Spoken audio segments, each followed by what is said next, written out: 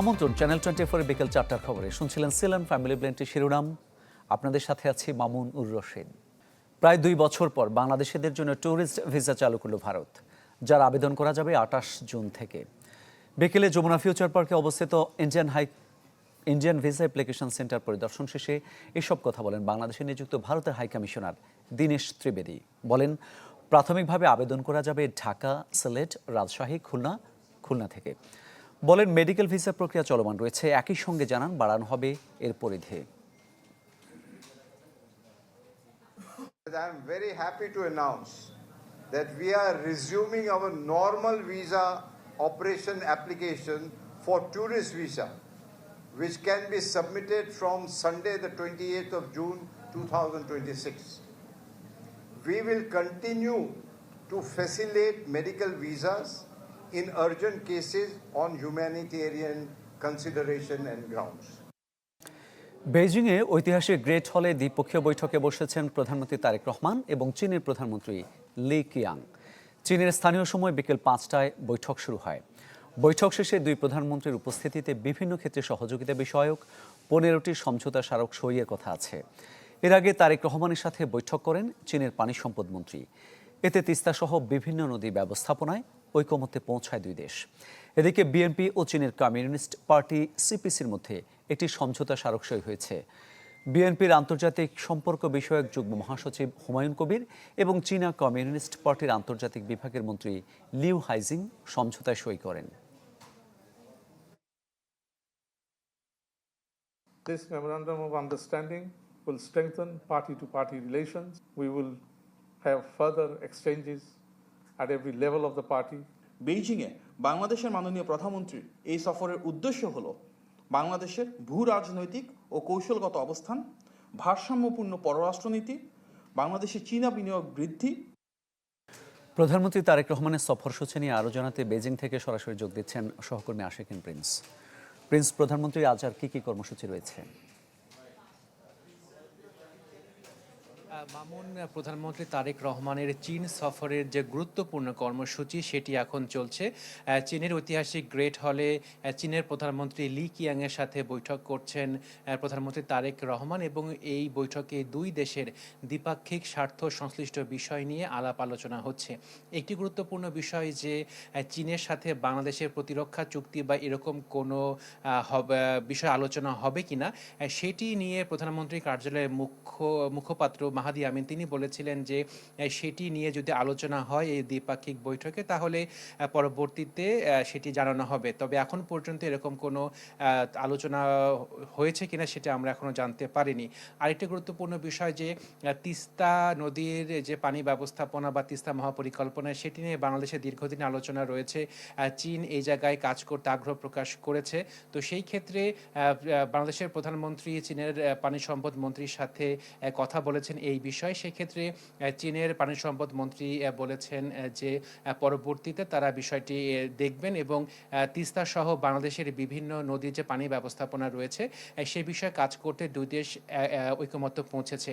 একটি বিষয় যে আজকে লি কিয়াংয়ের সাথে বৈঠক হচ্ছে, দ্বিপাক্ষিক বৈঠক হচ্ছে প্রধানমন্ত্রী তারেক রহমানের সাথে এবং বৈঠকের পরবর্তীতে 15টি বিষয়ে সমঝোতা স্মারক সই হবে বলে বাংলাদেশের পক্ষ থেকে জানানো হয়েছে।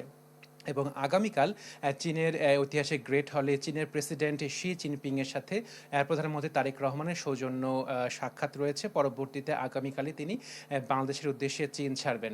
যেহেতু প্রধানমন্ত্রী হিসেবে দায়িত্ব নেবার পরে প্রথমবারের মতো চীন সফর করছেন তারেক রহমান, সেক্ষেত্রে অনেকেরই আগ্রহ রয়েছে যে এই চীন সফরে মাধ্যমে বাংলাদেশ আসলে কি পেল। একটি বিষয় যে চীনের যারা ব্যবসায়ী রয়েছেন তারা অনেক দিন ধরে বাংলাদেশে ইনভেস্ট করছেন, বিভিন্ন শিল্প কারখানা স্থাপন করছেন। তো আজকে সকালে প্রধানমন্ত্রী তারেক রহমান চীনের ব্যবসায়ীদের আবারও আমন্ত্রণ জানিয়েছেন, আহ্বান জানিয়েছেন যাতে বাংলাদেশে চীনের আরও বিনিয়োগ হয়, আরও বিভিন্ন প্রকল্পে অর্থায়ন তারা করেন। এজন্য বাংলাদেশের বিভিন্ন যে নিয়ম কানুন রয়েছে সেখানে কিছুটা পরিবর্তন আনা হচ্ছে, আমলাতান্ত্রিক যে জটিলতা রয়েছে সেটি দূর করার চেষ্টা করা হচ্ছে এবং বাংলাদেশের পক্ষ থেকে ব্যবসায়ীদের বলা হয়েছে যে বাংলাদেশ এখন ব্যবসার উপযুক্ত স্থান, ব্যবসা সবার জন্য উন্মুক্ত। চীনের ব্যবসায়ীরা যাতে বাংলাদেশে আরও ইনভেস্ট করেন সেই আহ্বান জানানো হয়েছে। মামুন, আপনি জানেন যে চীনের সাথে বাংলাদেশের কিন্তু বাণিজ্য ঘাটতি রয়েছে। তো এই বাণিজ্য ঘাটতি পূরণে দুই দেশ আসলে সামনে আরও কি কি কর্মসূচি গ্রহণ করবে, তো এই বিষয়টি নিয়ে আলাপ আলোচনা চলছে এবং সামনে হয়তো এর ফলাফল পাওয়া যেতে পারে। মামুন, ধন্যবাদ আপনাকে। বেইজিং থেকে জানাচ্ছিলেন সহকর্মী আশিকিন প্রিন্স। জুলাই গণ অভ্যুত্থানের বর্ষপূর্তি উপলক্ষে ৩৬ দিনের কর্মসূচি ঘোষণা করেছে ১১ দলীয় ঐক্যজোট। লিয়াঞ্জো কমিটির বৈঠক শেষে মগবাজারে জামায়াতের কেন্দ্রীয় কার্যালয়ে জানানো হয়, ১ থেকে ১৫ জুলাই সব জেলা ও মহানগরে হবে সেমিনার। ২৩, ২৪, ২৫ জুলাই চিত্র ও গ্রাফিতি অঙ্কন। রক্তাক্ত জুলাইয়ের স্থানগুলোতে আয়োজন করা হবে জুলাই স্মৃতিচারণ সমাবেশ। এছাড়াও ৫ আগস্ট সারা দেশে বিক্ষোভ সমাবেশ করবে ১১ দল। এসব কর্মসূচির মাধ্যমে জুলাই গণ অভ্যুত্থানের পক্ষে গণসচেতনতা বৃদ্ধি, চলমান আন্দোলন জোরদার এবং ফ্যাসিস্ট আমলে হওয়া গুম খুনের বিচার নিশ্চিত করতে চায় জোটটি। আজকে আমরা লিয়াজো কমিটি বসছিলাম, মহানগরী প্রতিনিধিগণ ছিল, সেখান থেকে আমরা আজকে কিছু কর্মসূচি নির্ধারণ করেছি। কর্মসূচি ৩৬ দিন জুলাই আন্দোলনের ৩৬ দিনের এই কর্মসূচি হিসাবে আমরা প্রণয়ন করেছি। দেশের ৮২ লাখ মানুষ বিভিন্ন ধরনের মাদকে আসক্ত বলে জানিয়েছেন স্বরাষ্ট্রমন্ত্রী সালাউদ্দিন আহমদ। সচিবালয়ে স্বরাষ্ট্র মন্ত্রণালয়ের সংবাদ সম্মেলনে মন্ত্রী বলেন, বিদ্যমান আইনে মাদক নিয়ন্ত্রণ করা সম্ভব হচ্ছে না। মাদকদ্রব্য নিয়ন্ত্রণ অধিদপ্তরের তত্ত্বাবধানে পরিচালিত জাতীয় পর্যায়ের একটি গবেষণার ফলাফলে উঠে এসছে যে দেশে বর্তমানে প্রায় ৮২ লাখ মানুষ কোনো না কোনো ধরনের অবৈধ মাদক ব্যবহার করছেন, যা দেশের মোট জনসংখ্যার 4.88%। ৪৩তম বিসিএস নন ক্যাডারে নিয়োগ প্রক্রিয়া স্বচ্ছ হয়নি। আগামী ৬০ দিনের মধ্যে পুনরায় ফলাফল প্রকাশের নির্দেশনা দিয়ে রায় দিয়েছেন হাইকোর্ট। আজ বিচারপতি শশাঙ্ক শেখর সরকার ও বিচারপতি উর্মি রহমানের হাইকোর্ট বেঞ্চ এই রায় ঘোষণা করেন। রায়ের পর্যবেক্ষণে হাইকোর্ট বলেন, প্রচলিত আইনের বাইরে গিয়ে এই নিয়োগ দেওয়া হয়েছিল। এর আগে গেল বছর ৪৩তম নন ক্যাডারে নিয়োগ প্রক্রিয়া চ্যালেঞ্জ করে ৪৬২ জন চাকরি প্রত্যাশী হাইকোর্টে রিট করেন। ২০২৪ সালে ৪৩তম নন ক্যাডারে ৬৪২ জনকে নিয়োগ দেয় বাংলাদেশ সরকারি কর্ম কমিশন।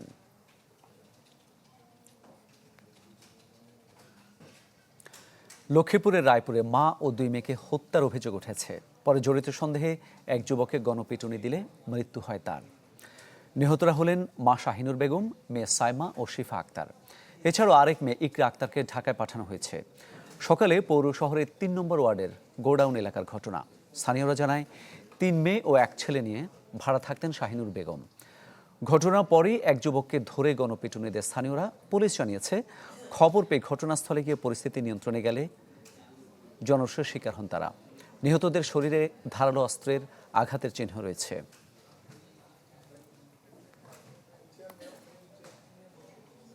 দেশের বাইরের খবর জানাবো।